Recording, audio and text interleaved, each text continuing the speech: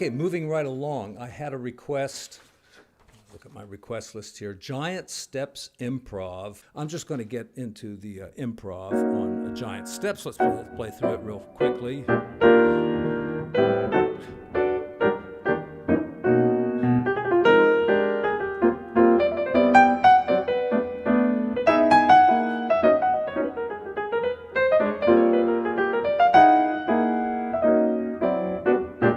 All right, I think it's back in my head. So what I noticed about this song for improv is that the first chords come by pretty quickly. You can try to play the appropriate scale on each chord, but even just doing eighth notes, you're only going to be able to play 4 notes. Let's see.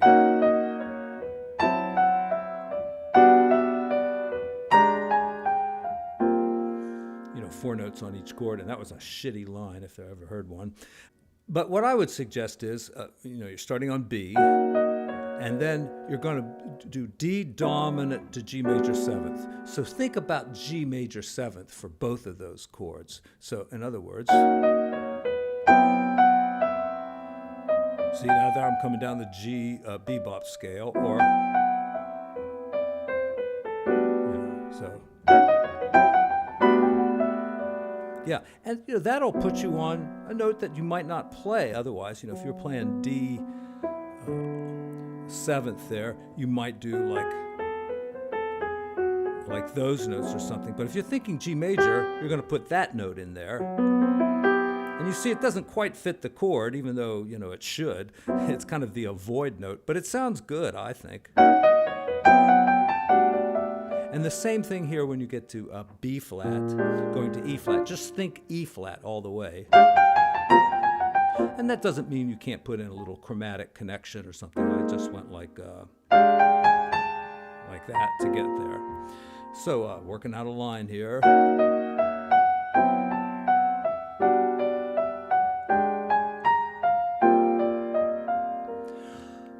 Now when you're practicing, it is always a good idea to put some restrictions on what you're doing. And so like the restrictions I'm using here is stick to those 2 major scales. And the next line is going to be kind of the same way. And another thing I'm trying to do is stay within a very small area. I'm not trying to go all over the keyboard here. I'm trying to make my lines just fit into a little tiny jar here.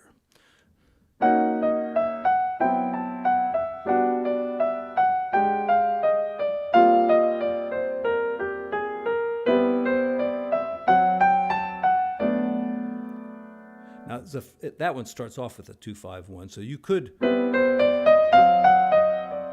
use a little diminished scale, which we'll get into in a minute.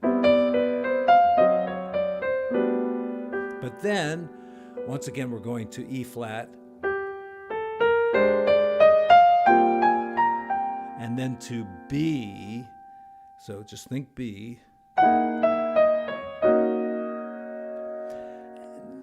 You can use some more altered chords and things like that, but the chord progression is already complicated and interesting. So if you start putting really weird scales with it, you kind of lose that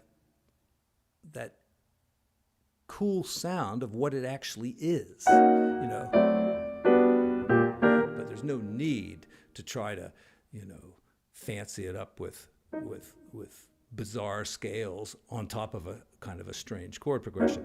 Now, let's get into the other part of the song, which is just 3 sets of 2-5-1s. And the interesting thing here is that if you use the diminished scale on the dominant chord of each of these little progressions, it will be one of the 3 diminished scales, and we're going to use all 3 of them. So we're starting on F here, F minor.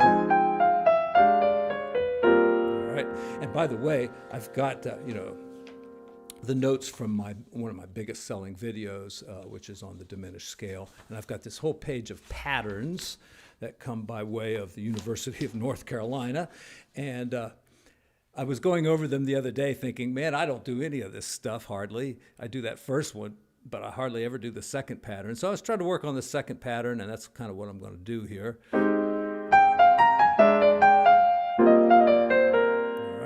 And that pattern is, there won't be time to play all of that, but I'll get a little of it. And you can start the diminished scale while you're still on the 2 chord, right? If you start at the right place, you know, you're gonna get notes that are in F minor, so.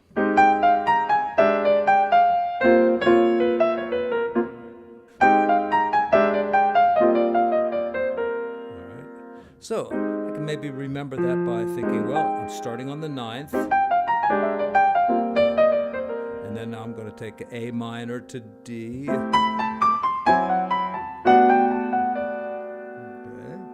And then I've got the C sharp to F sharp, so starting on the 9th. Uh-oh. I don't know why I can't get this one, but...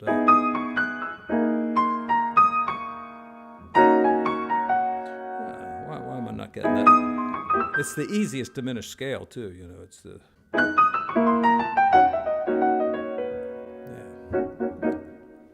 Yeah. And then we're back to the F minor, E flat one more time, so...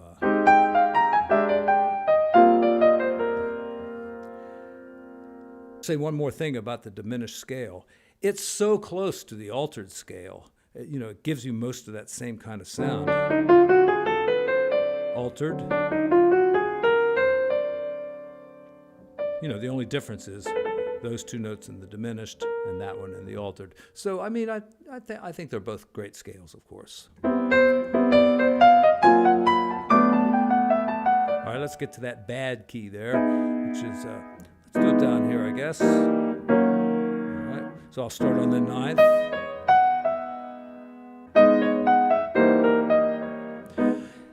You know, what I'm up against right here is I don't have enough muscle memory on this key. I don't want to have to think about, you know, if I'm in C, no problem. Any other key practically. But this key, you know, I just haven't practiced enough in this key to, you know, I always have to think about it, and that's no good. How can we be thinking? We're high on pot all the time. How can we be thinking about these scales? We need muscle memory. All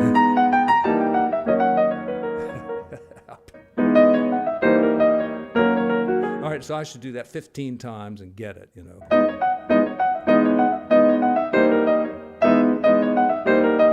Now, where did I get the idea to practice like this?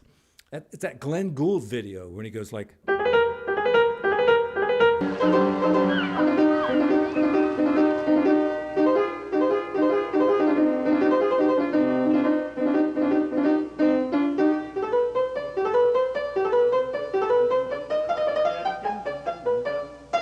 It just helps, especially if you're older, to you know, isolate a very small spot and do it 10 or 15 times in quick succession.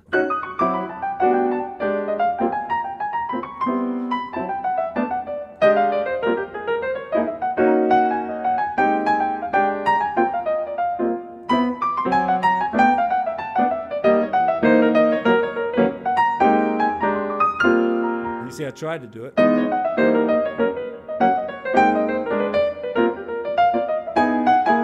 Should have done it there too, probably. Eighth notes, and I was listening to Errol Garner last night play. I don't know what it was, but it was all eighth notes. I mean, just constant eighth notes. So that's another way. Restrict your playing. Just do eighth notes. All right, if you can't find anything interesting to do with eighth notes, why do you think you can find something interesting to do with offset quarter note triplets or something, you know? If you have a really good rhythmic sense, which I don't, you know, go for it, of course. Limiting your practice to a certain concept and idea is helpful. Getting muscle memory by repeating the same little figure over and over again.